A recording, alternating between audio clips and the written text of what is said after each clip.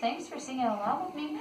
Now, we are being filmed again for our friend Liana. You can wave at her if you'd like. Hi, Liana. Hi, Liana. Hi, Liana. It is time for Bible again. We're going to read a story from the Jesus Storybook Bible before we have Rejoice. So this story is kind of about two different people, and we'll talk mostly about one of them today. But it's about a little girl and a poor, frail lady. Anyone know what it means to be frail? Jesus healed someone in this. How'd you know that? Because I read it. You've read it before. Someone that's frail might be hurt really easily. They might be sick. Let's keep reading and hear more of the story. There was once a little girl who didn't get out of bed one morning, or the next, or the next. In fact, she didn't get out of bed for a whole month. Whoa, check your bodies, make sure you're sitting crisscross or laced out. She was very sick, and no one knew how to make her better.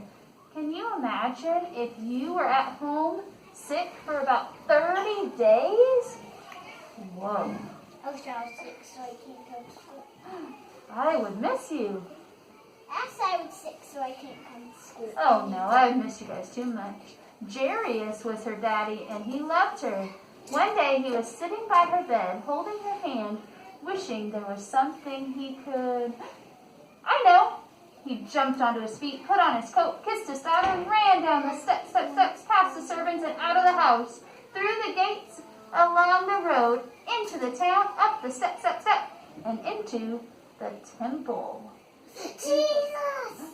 The temple is like the church Jesus for will the heal Jewish that people. little girl. Let's keep reading and see. He fought his way through all the people until, at last, he found who he was looking for. God! Who do you think Jesus. Jairus was looking for? God! God, Jesus! Jesus! Not Jesus! Not Jesus! Well, not we Jesus! can't not see Jesus. God, but Jesus was a person, right? God's son that he sent to earth. I think Jairus was looking for Jesus. Jesus, he said, falling at Jesus' feet. My daughter, he pleaded, please. But he didn't need to beg, because before he'd even finished speaking, Jesus reached out his hand and helped him up. I'll come at once, Jesus said. Jairus' eyes filled with tears. Jesus was coming. It would be all right. In those days, of course, they didn't have ambulances, so they had to go by foot. Jesus' helpers knew that he would heal the sick girl. But they must hurry. If Jesus didn't get there soon, it would be too late. But everyone was in the way, hustling and bustling, jostling and pressing, pushing and shoving, squishing and squashing. The disciples ran ahead, forcing back the crowd. Suddenly, Jesus stopped. His friends looked back. What was he doing? Who touched me? Jesus asked, because he felt power go out of him. Me, said a frail lady,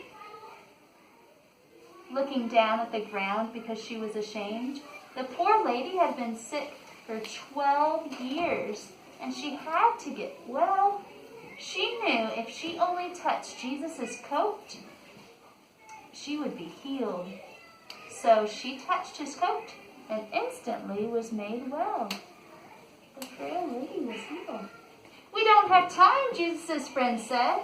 But Jesus always had time. He reached out his hands and gently lifted her head. He looked to her eyes and smiled. You believed, he said, wiping a tear from her eye. And now you are well. Just then, Jairus' servant rushed up to Jairus. It's too late, he said breathlessly. Your daughter is dead. Jesus turned to Jairus. It's not too late, Jesus said.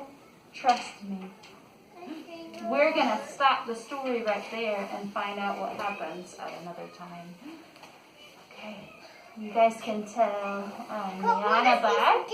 Bye, Liana. Bye, Liana. Bye, Liana. And it is time for us to have